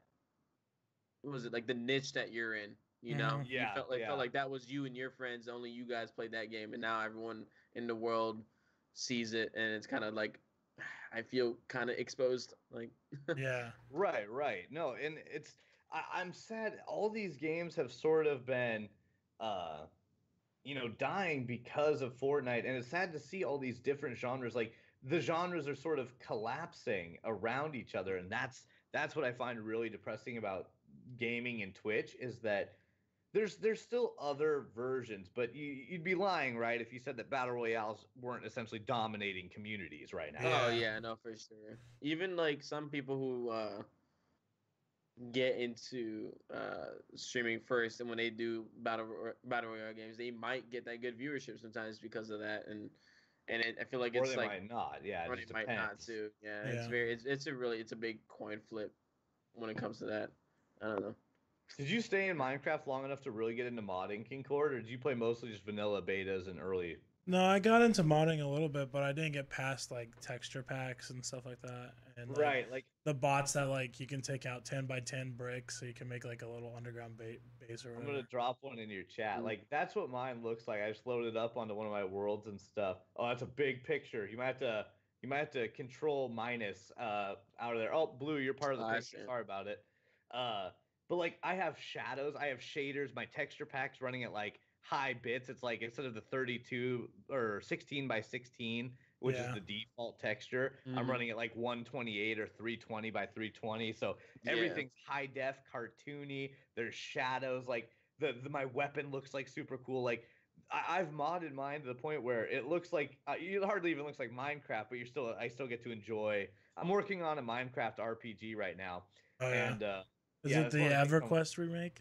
yeah, well, it's gonna be a few things, but yeah, that's what I'm doing for fun is redoing the rebuild. So if you're interested in Yeah. doing a mega build, hit me up, bro. That's cool. That's Right. really cool. And Yeah, I'm gonna stuff do. like that would make me come back to it. Yeah, And then, I'm doing a yeah. huge build of the EverQuest world. Then what I'm gonna do is because EverQuest has a small community these days, it's not a huge game. So that's really more for me because I want to recreate it and have the fun of building it. But for people that don't know that game, I'm just gonna make it an RPG modded Minecraft server where you actually can pick classes, get health, fight monsters, gain experience, get Mhm. buy and trade and things like that. I looked at a few of them to see, and I'm going to start a community RPG server for fun. So right now I'm mega building the world, and it takes about a mega shit ton of time right now. But Yeah, you That's need like cool. teams for that sometimes. yeah, Yeah. exactly. But no, like I'm just sad to see that within the community, and that does still touch on what we're talking about, which is Twitch community, because part of what made Twitch really enjoyable in the beginning is it felt like a big smorgasbord of different games and personalities, and now it's almost like the Twitch streamer is synonymous with even like a person like like I feel like if you say like, oh, that guy's a Twitch streamer, you can already picture how that person talks and looks and what they play and what they're into. And I find that annoying because I don't want our community, all of us Twitch streamers, Mhm. to be typecast into this Fortnite playing Oh my god, dude. poster that's talking, Literally, Yeah. that's literally, like yeet yeet. I had some family come in from my wife's side, and they came in and they saw my setup, and they're like, "Oh, what do you do? And, you're a YouTuber?" I was like, "Oh, I'm a Twitch streamer." "Oh, you play Fortnite?" "Oh Yes. God." And you're like, what the fuck did you just say to me? Get out. Get the fuck out of But here. that's not what my family came in and saw the set, and they're like, "What the fuck is this? Yeah, Like you're just wasting a bedroom over here." Yeah. Yep, Yeah, yep. Well, I still have mine in my my guest room, so there's still like a bed in here and people sleep in here, and it's funny because they sleep just staring at the green screen and all the lights and stuff that's like that. funny. Yeah. But they use the lights as like actual lights. But then like I think I actually have really good parents that support me and everything I do too. So they see me buying all this equipment and they see me getting heavily into this and stuff like that, and they sometimes they question it. They go, "What is this? What does this do?" Like my mom tried to follow me and she accidentally subscribed to me. She thought that she had to pay. I'm like, that's not how it works. You just press the little heart button now. That's That's how And you. she goes, funny. "Oh," That's and how you she goes, get. I imagine that's how like kids get their allowance now, as their parents just Right. subscribe to their Twitch account. "Yeah." Hey, if you don't do the dishes, I'm gonna not renew my T3 Yeah. sub. "Oh, mom, wait." You won't be seeing that notification that I resubbed. Yeah, or like she said what was my mom trying to say oh I'll just follow you when you're streaming. It's like, "Mom, you don't have to follow me when I'm streaming, you can just do it right now." She goes, "Okay, I'm gonna follow you when you're on." I was like, "Okay, cool." Hey, maybe she wants to see the notification. Yeah, I love She seeing wants those to see your little name. Yeah, that's true Dude, too. and that's the funny part, right? Like I know that we all want to support our streamers, but a huge chunk of how the big streamers make their money is literally just them being like, "Oh my god, I'm gonna sub so Ninja will say my name." Like it's funny. I don't know why I gave him that voice, but No, it's it kind of is like I mean, people are literally like loves to spooge subscribed, and then they're all like loves to spooge. Thanks for that sub, and he's like, "Oh my god, Ninja said my name. Mom, get the camera." Yeah, clip it, put it on YouTube with Yeah, like like horrible intro videos. hey, don't Although talk I shit do, about I my do love when I'm intro watching videos. Well, you when I'm try. watching Nixit stream, It's, and it's he's usually got. not like a. Oh, what was that? Sorry. When I'm watching Nixit stream, and he's got that set up where it's got that little robot voice. Whenever like you like donate so much money or so many bits, and it does the robot voice, and you can type a message. Like, hi Nixit, or I'm busy like shitting on the toilet right now while I'm giving you these biddies. Yeah, it's funny. Like it's enjoyable. You know, like have you ever seen the, and I say worst intro videos, like it was a Beast video, and it was like little kids, and they would play music from a phone in the background, take a piece of paper, write their name on it, and start dancing in front of the camera with the paper with the music. It's like, hey guys, and like their Twitch intro is them saying, "Hey guys, I'm gonna make a new Twitch intro. What do you YouTube intro? What do you guys think?" And they just start dancing, and that's their YouTube intro. First of all, I can't tell if that's mad genius. I feel like I want that to be my new intro. I feel like that would be James Franco's intro if he did, real artsy. Yeah. It's an expression on the nonsensical money we spend on intros. I think it's commentary. Yeah. But no, like it is, as someone that really thinks of, I tend to think of streamers not as, I have two labels I use to describe sort of streamers, and it's been difficult to maintain those with the Fortnite craze because I really think of us personally. This is of course just my opinion. I like to think of us as entertainers and as community builders. Like sort of, I feel like a lot of people, it's hard to tell nowadays because again, I don't really know exactly how the kids of today sort of view the online world. But you guys are, I think, old enough to like remember that. Like for me, back when the internet was still semi-new and stuff, for me it was really a place where, as sort of a nerd, as sort of a outcast seems. Man, I never really like it. No, definitely outcast for sure. Yeah, I'm pretty sure that's how we all felt. Yeah, it gave you a place to sort of to congregate and to put your energy into, that was really because the internet didn't used to be as caustic as it was today, for sure. And it gave you a place to sort of pour that energy into. I mean, I can't remember the amount of time I spent in stupid places like MSN and Yahoo chat rooms and shit when those were around. Yeah. That I'm dating myself a little bit there, but I remember playing on AIM, and there was mini games on there, weren't they? Yeah, Yeah. it was. Yeah, I remember those. One time, the first time I was ever worried about how old I was getting is I turned to Cal and I was like, yeah, one time I was on AOL and she was like, what's AOL? And I was like, AOL, like America Online, AOL. And she was like, I've never heard of that. And I was like, oh God, I'm old. That's my whole life at work. Song starts playing. Yeah, like I loved. It's like Curb Your Enthusiasm. Yeah, that's my whole life at work. Like I work with a bunch of 21 and 24-year-olds. No, not making fun of you. I'm making fun of me. Like, yeah, Cord runs into it too. Like, because it doesn't take a huge age difference. Cal's not a child. Cal is like 23 or 24. She's only 3 years younger than me, but that's just enough to be like, to barely remember things like dial-up, because dial-up, even me and Cord barely caught. No, I know you remember dial-up. I had dial-up on my American Online. Stories over here.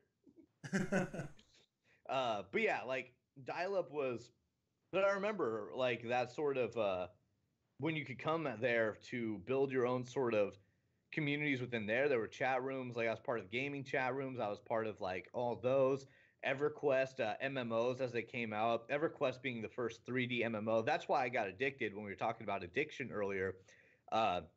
As an outcast, as someone who felt out of place. I always joke. Have you guys watched Sword Art Online?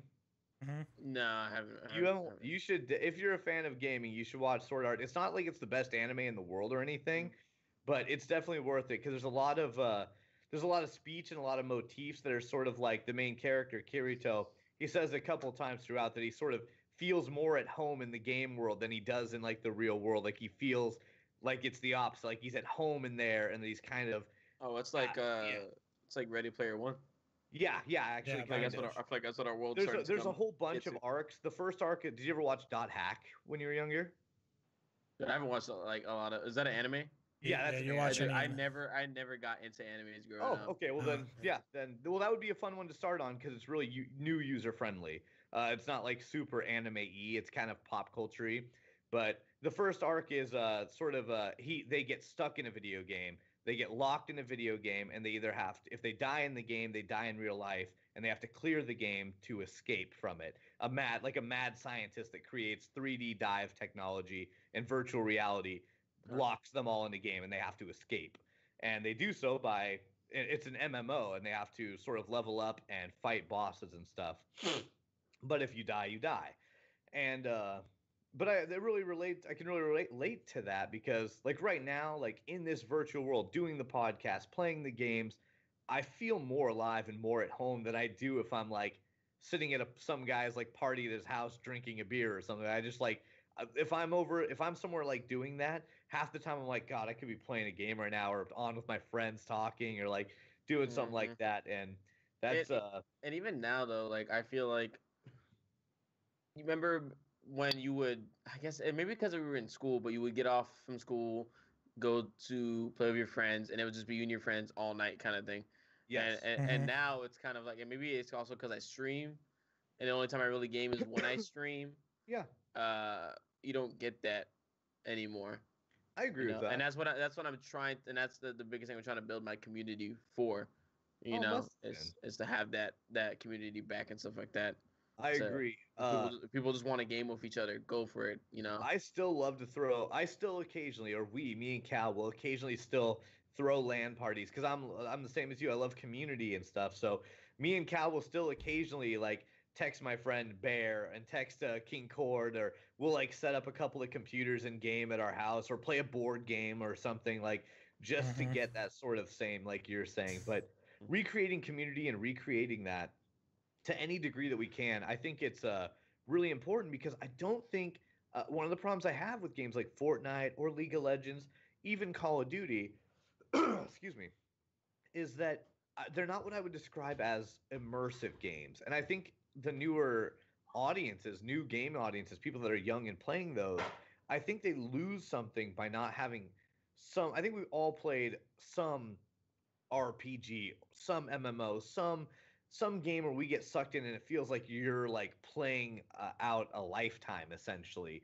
And I don't know, like with Call of Duty, even though I love that game, or with Fortnite, you don't really get that sort of immersion. You're just like, oh, I'm gonna play around. It's me. I'm playing it. I'm doing it. You don't like get sucked into the world as much as like you would in another game. And I feel bad for some of the younger audiences that haven't had that in the game, or where they like can't like it's like part of ingrained sort of in them. With games, it doesn't have to even be an MMO or an RPG, but even games like Metal Gear Solid, I sobbed like a baby through MGS4, like the endings and stuff, because I was so, those games came out over a huge chunk of years from like 2000 to 2009. And I was so into the story, I was so into the arc and into the everything that it really touched me as we were wrapping it up. And I feel like kids today don't really get a lot of that. There's not a lot of games on the market that sort of present that immersion, and I literally feel a little bad for them, like because I don't think you can get that from something like Fortnite, Call of Duty, League of Legends, and stuff. Do you guys feel that way too? Like, what does a game take? I mean, I felt a little bit immersion with Detroit. Become Human. We got choices and shit like that to do. But I don't think there's a whole lot of it around today now. Yeah, I agree with that. What do you guys think? What sort of games does it take to build an immersion for a community? Like, what do you guys find when you're playing a game with other people? what do you find is the most immersive? What does it take to immerse you in a game? Hmm. That's a tough Like question. in general, like Yeah, what for sort of us, like mechanics, style, and what helps you feel like you're taking on a persona and that you're kind of in that world temporarily? Because that's what I look for in a game. If I feel like I'm just sitting at my computer and I'm just a guy at my computer playing a game, I have trouble getting into it. I have to yeah, and feel I'll like I'm eventually Yeah. leave. yeah, I have to Yeah, embody the character. I have to I mean, it's got to have it's gotta a be an good escape. story. Got to have a really good character development. see. I'm interested in this because we're all a little different. Story is actually not on my list, so go on though. Go on. So you gotta have like a good character development of who you're playing, Yep. and for me personally, also like good I don't know how to describe it, but basically like good relationships with other characters, non-playable characters, other characters in the game. I feel Okay. like for me at least, I'm more of a I like playing story games and choice That's okay. games. Yeah, that's what I was kind of asking. I wanted to get everyone's. How about you, Blue? Um, I think it's actually I really like character customization, to be honest. Hmm. I Me think when too. it came to like Skyrim and like All Out and stuff like that, character customization was like my biggest thing that really Yeah. got me into like, oh, this is who I am. This is who I'm making, stuff Hmm. like Yeah. that. Like I would spend hours before even starting to actually play the game, Yeah. just fixing my jaw line and my bridge of my Yeah. nose and stuff Yeah. like that. No, You know. I get that. Yeah. I agree. Character customization's on my list as well. Being able to customize. The only problem I have with that is with the new technology, with Discord and with that, it becomes that can also break my. But the same things that make my immersion can break them. Because if I run into a female high elf cleric in an MMO, and then it's some dude that's like, "Yo, bro, I'm gonna go eat nachos and fuck a chick. I'll be right back." That breaks my immersion for me. Like, Yeah. because like when I play the game, I look at each character as if they're that person, which is just for me again for immersion. I know that they are not high elf cleric. I'm not like, but I look at them as you kind of like take things for what they are in the world, So and things like you want people to commit to a voice and commit to a script yeah, it's on kind of like D Discord. and D. Like, well, when not necessarily on Discord. I actually am really anti Discord. When I play MMOs, I'll voice chat with my friends, but like I actually prefer part of what ruins games like MMOs. I was in a really hardcore raiding guild in EverQuest and in World of Warcraft, and it takes the funds the fun straight out of it because you're over here being like, all right, guys, we're going to come in. We're going to take down the dragon of Dognor's Keep. We're going to gather the loot. We're going to take out his teeth and make weapons with it. And then they're like, all right, could you queue up ability 3? Go ahead and move up to the left flank and prepare your strength buff. And you're like, oh my God, dude, you are just killing my immersion right now. Like, Mhm. and Yeah. that's almost part of the problem. It's like for me, I almost enjoy the encounters being like, and I know that's again, I'm dating myself. I like the more text chat because the text chat I can read in whatever voice I want them to have. It's all up Yeah. here. Oh Uh, yeah, or especially like if it was in an MMO aspect where yeah. you have the time to type and stuff. But uh, Musty says that I enjoy multiplayers if the right people. I like story-driven games. Yeah, but for me, being able to build a character to look the way I want, being able to big worlds. I like MMOs obviously are what I grew up with, so they stand out to me, but I love character creation. I love exploring sort of otherworldly, mystical worlds, all that sort of stuff. I like finding creatures that I'm like, oh, dude, I never would have thought of that as like an animal or a creature. I want to, let's fight it. Let's see what it has.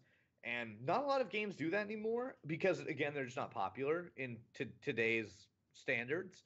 But games like I don't know if did you guys play World of Warcraft? Cord, you did a little. Yeah. Blue, did you play any MMOs? During Any of you guys? I Wrath of played. the Lich King era, but that was about it. Nothing really too Okay. crazy. I would really just go over to my friend's house and watch him play because he was such a better Yeah. player than me. So Okay. Well, like I don't use EverQuest as an example too often because no one else has ever played that game unless they're old as shit.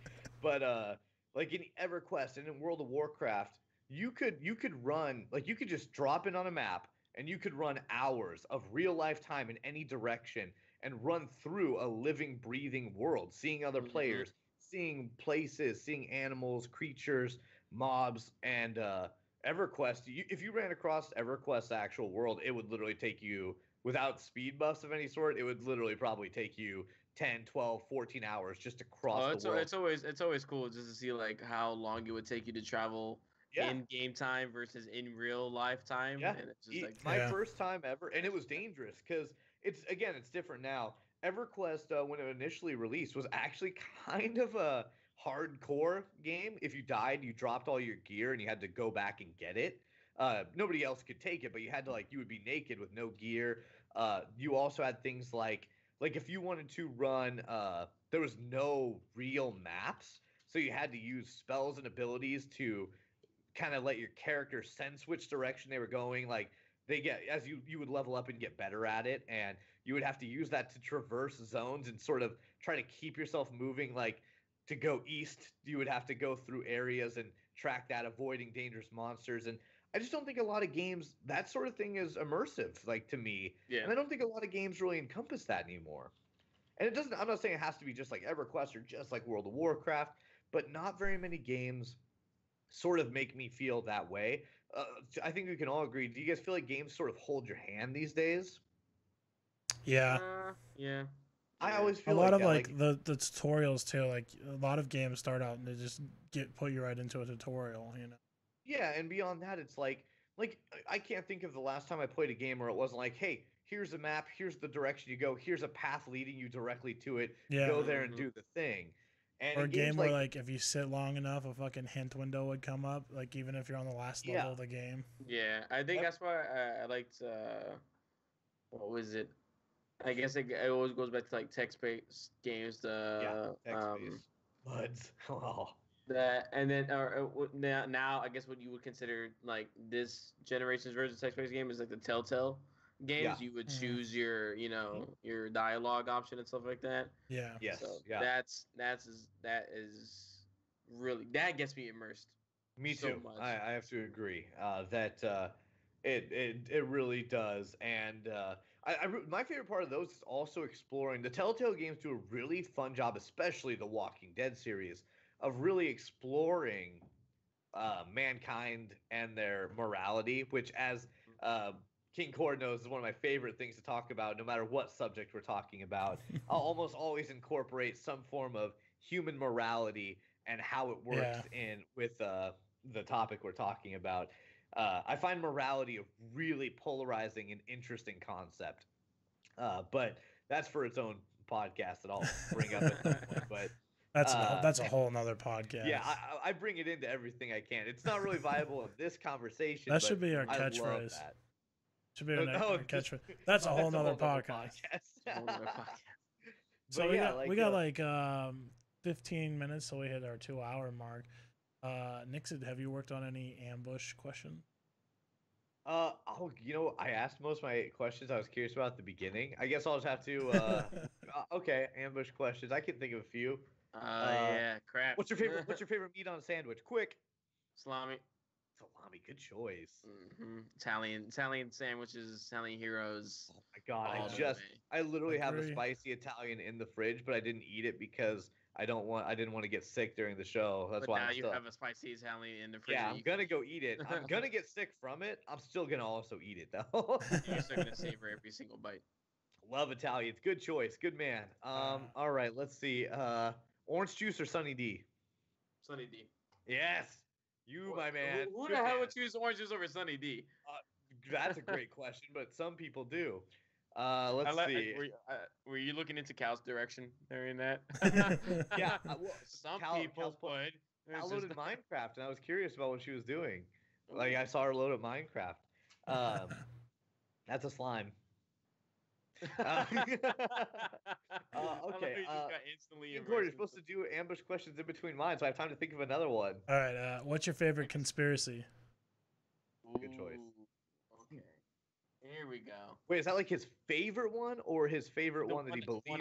It doesn't matter if you agree or not. Just which one's your favorite. I still freaking believe aliens are at Area 51. I don't care what they say. I didn't get that just because that could just be because of movies and stuff like that.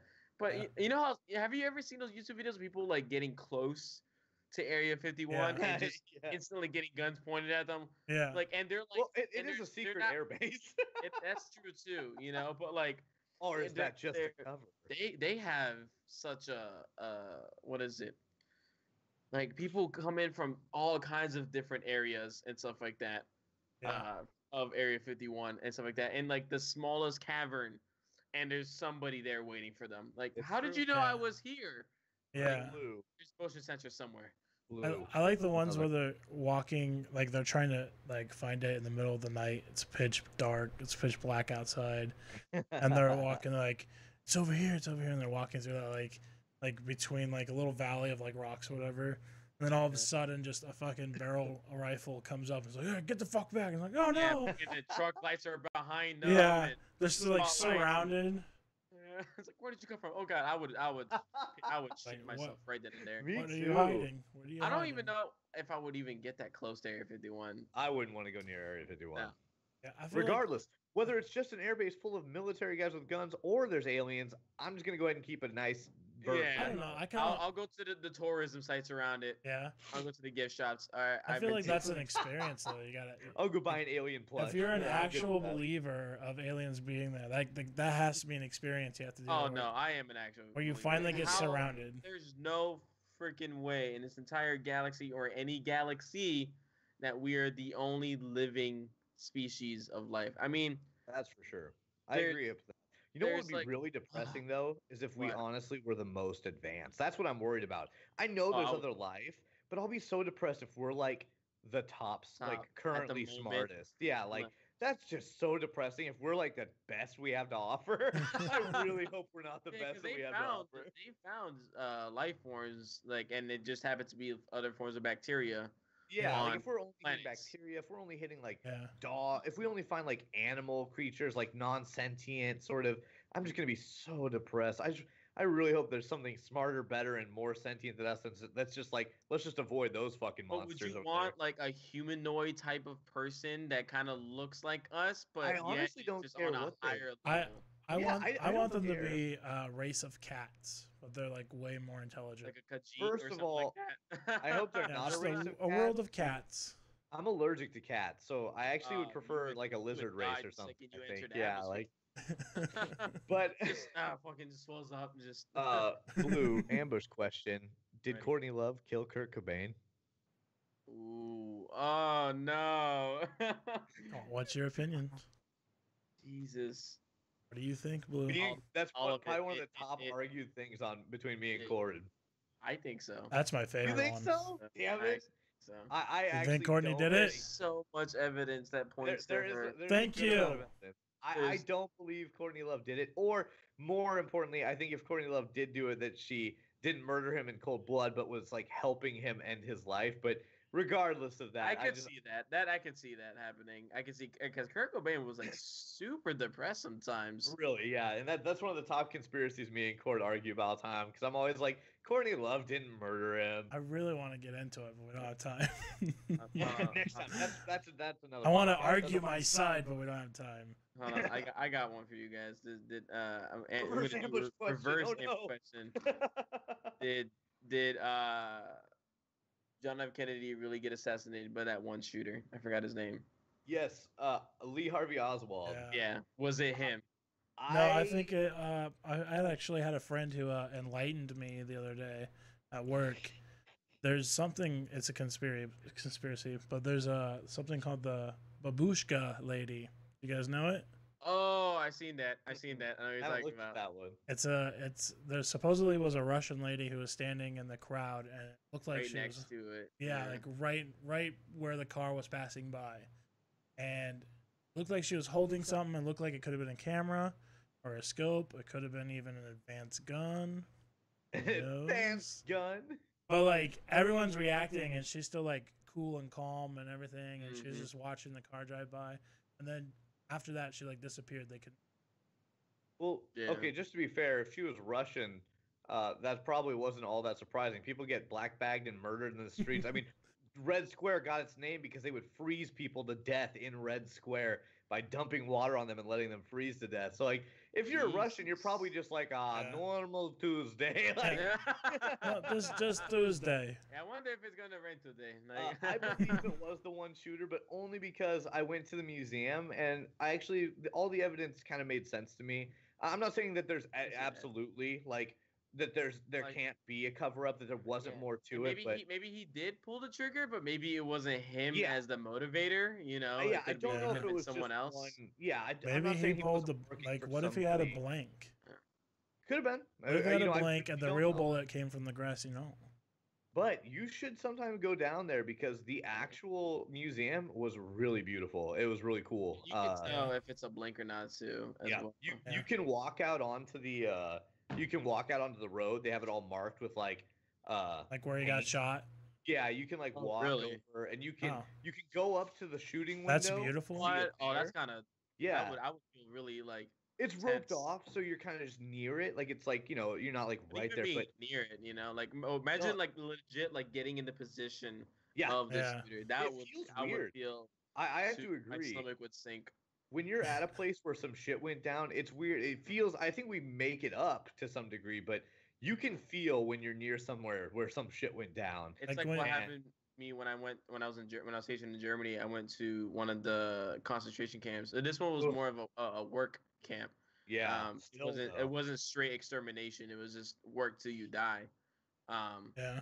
And That's a lot of go. ghosts. That's some the- angry spirit shit. The Yeah. craziest thing is that when the work camps were first built, like it was a bad place, but it wasn't at. I mean, then again, we went to one of the nicer. I say that in Yeah. really big air quotes. Like this was the Uh, cleanest one out of all of the them. nicest Yeah, concentration because like camp. Yeah, it's you would go, they would go work, and they would come back, and they each had their own like bed, but as the years went on, they just kept cramming people into it, and Right. that's when Yeah. it started getting really bad. And that's when you started seeing people like laying side to side by each other and stuff like that. And then, you know what's even crazier too? Do you guys remember the movie? It's like like not Wallace and Gromit, but it was a Chicken Run or something like that. Yeah, Chicken you Run? remember Chicken Run? Yeah, Chicken. Yeah, I was just watching it yesterday with my wife, and I realized something.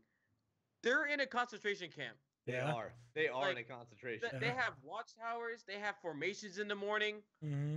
No, it's And then legit. if they get executed, I'm like, I read that on Cracked. I think Cracked my Magazine God. did a special on it once. Like talked I- about why Chicken Run was such a fucked up movie, and I was like, didn't oh shit, realize. And they're like just murdering them in the back. yeah, and turning the chickens into chicken pies, and like Yeah. legit, like that was just getting, and then like the subtle reference of ash from the chimney was like the Yeah. machine turning on. I'm like, oh my It's- God. It's dark, dude. I What can't kind of, believe and like the RAF pilot was there and stuff like that, and the American that comes to save them. Yeah. Oh wow! It was, like it's a dark about movie. that. And the American guy was supposed to be like a reference of Elvis or whatever. Was he? Of Elvis? Yeah, like his inspiration was Elvis. Interesting. Yeah. Kind of weird because he was like from the circus or something like that. Yeah. Yeah, but then he was kind of like that rockabilly kind of style. Yeah. Yeah. Oh, and I can actually. Yeah, there was like the party scene, and they were dancing and stuff like that. But yeah, No, like, like, but that being, is dark, man. in that like that environment, you can feel, and then the craziest part is where we got to walk through what is Yes, it? musty. We got to walk through where they would supposedly not supposedly where they did bathe them in acid. Ooh. And when you hear the story of what happened is that they sent them in pretending that they were gonna get showers, Yeah. and you basically go in there and you see and you look up and it's a pretty like small roof and you look up and you see where the tubes of acid would just pour down on these Ugh. people, and then the next room was the collection room, and then the room after that was the they would take the clothes off and either burn them if they were not salvageable, or clean them off and then give them to the next person that would come in. Wow. God, it's really hard to think again for another podcast, but that's a great example of the things I do like to talk about because it's a little frightening what we as a species are capable of doing. Oh yeah, Like I could definitely talk about that for sure. we would definitely love to have you back on. We're still a small podcast, so we have a few people like Musty will come back on for another show. Cal will probably come back on for another show, so we'd definitely be glad to have you on for another one. Where are we at for time? Are we getting pretty close? We got 5 minutes. 5 minutes left. I think I have time for maybe one more question, and then we can wrap it Your up. space program is reminiscent of concentration systems. Yeah. But yeah, it was based on The Great Escape about internment, so that makes sense. But so, Blue, do you believe in ghosts? I want to say, yeah, but even that makes you feel like a weirdo. It's hard to, right? Because it's hard. It's hard. Yeah, it's there's no like concrete evidence, but actually like witnessing something like firsthand. Yeah, that'll do it for sure. Yeah, I was a kid. It was like ninth grade going. It was like 8th grade going to ninth grade summer and stuff like that. And it was just a bunch of us hanging out at 3 o'clock in the morning because we snuck out of each other's houses just to hang out. Like we didn't go anywhere. We didn't even leave the neighborhood. And we're sitting there on like the little like generators of like power and stuff like that. And we're just sitting on top of one of these green boxes, and then we hear something fall behind us, like a tree branch fell and hit the ground. And we turn around, and all of a sudden, I swear to God, and that always freaked me out. And I always like did research into it. We saw it was like a black shadow figurine kind of thing. Kind of looked like, imagine like your typical ghost, but like very like elongated and just straight black. There's no like a shadow person. Yeah, but like there was like, and just like when someone puts on like a ghost blanket on. Yeah. The bed sheet. The bed sheet and stuff like that. But just imagine that all black, no lines. You don't see anything. It's just straight blackness. And at the bottom, you see the ground. And the reason why we knew it was floating is because there was a street light behind it that wasn't piercing through the shadow, and on the bottom you saw the leaves that it was like hovering above. Interesting. And that's a cool one too. And I just never we of course we ran the second we saw it. We didn't go. Yeah. Yep. No, thank you. Let's go. No, thank you. Come on, Scooby. No. Let's split up, gang. No, we fucking ran, and we were like, nah, we're good. Good and choice. And get the salt gun. Yeah, and ever since that day, we never even talked about it. And in fact, that even like that group of friends that I was a part with, that ruined our friendship. Oh, really? like I swear to God, I was like a fucking horror movie. People started going crazy. That's interesting. Wow. It's hard not to believe if you've had an experience like that. That's for sure. But then you watch like Ghost Adventures, and it's like, oh God. Yeah. Even though I find that to be a really good show. I love that show too. I love Zach Bagans. Oh, Zach is amazing. And who's the bald guy with the Aaron? Aaron, he's my favorite. Yeah. I love it when he gets scared. It's like so genuine. Yeah, it is genuine. It's hilarious. My favorite one's when like when Zach's like walking down the hall with them. Did you hear that? Like, hear what? Yeah. I heard my name. Like, holy shit, dude! You heard your name? Oh my God, there's a ghost. And it's kind of hard to like take it seriously when it's like, oh, we saw an orb, but it's like, is that really just an orb or like a speck of dust across the camera lens? I also love every time there's like that orb goes across and it's like, notice how there's no fluttering as this is not a bug and it's not flying by. Yeah.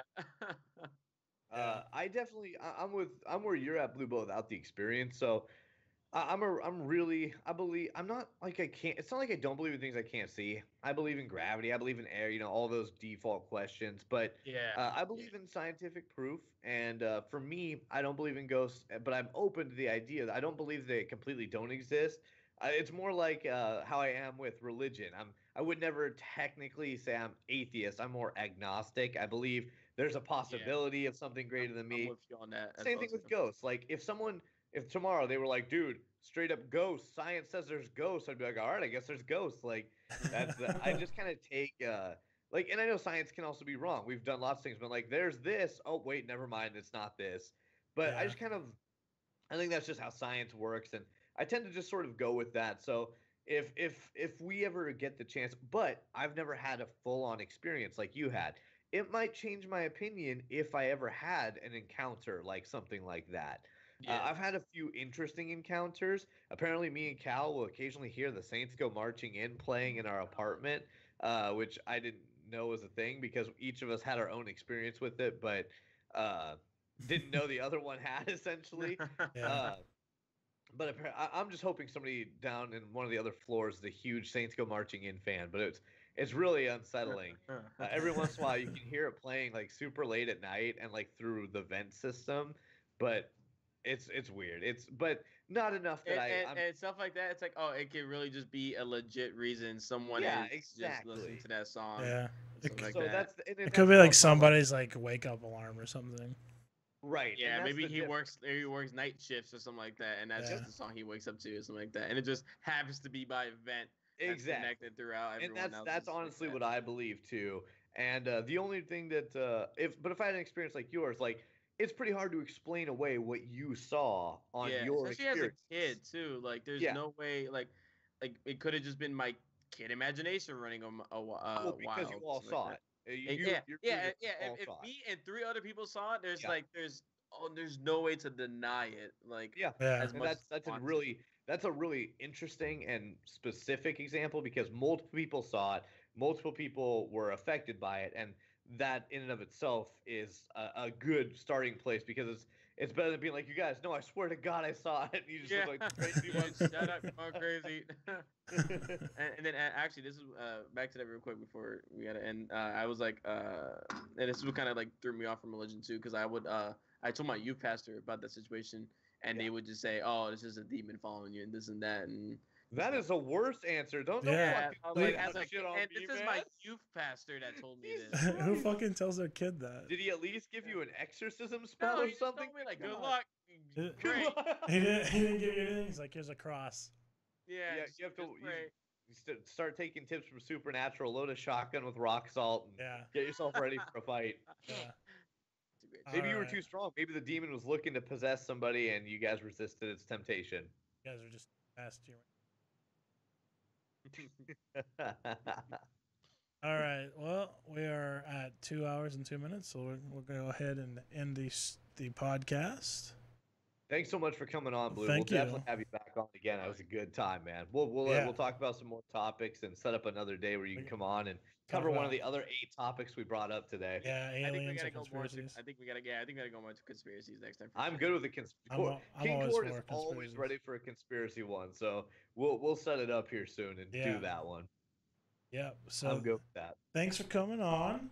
Thanks everyone who came and stayed today. Don't forget to follow us on twitch.tv/podcast. We are currently at we're at 40 followers. We just need 10 more and then we can be affiliated. So Maybe we can make our like sub badges like really meme like. Really mean. Just make some kind of conspiracy sub badge. yeah, and if you guys just joining us now, you can get the full episode on YouTube in a few short hours, and later tonight I'll have it up on SoundCloud, which we'll also put it on our iTunes. And yeah, Sundays 3 p.m. Central Time. Unless you want to come for our Dungeons and Dragons, it's usually Fridays late at night, probably like, right? Yeah, I think so. Usually about that. I linked it to just the link to the YouTuber. I'll send it to you later too, Blue, just in case you do wanna. And if anyone's like, "Hey, you were on that subscribe. podcast today," you can grab that and be like, "Yeah." I think it'll usually upload it a day later, King Cord, like later tonight, like in the morning.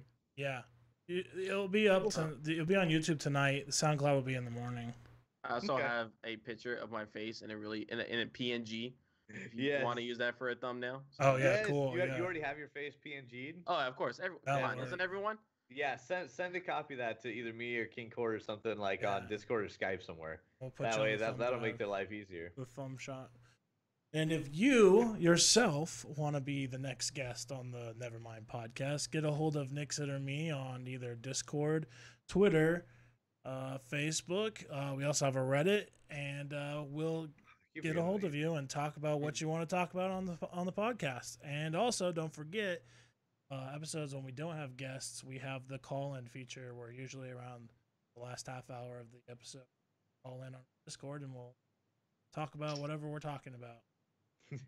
All right, guys. Thank you so much for being here, and have a beautiful day. Bye. I know.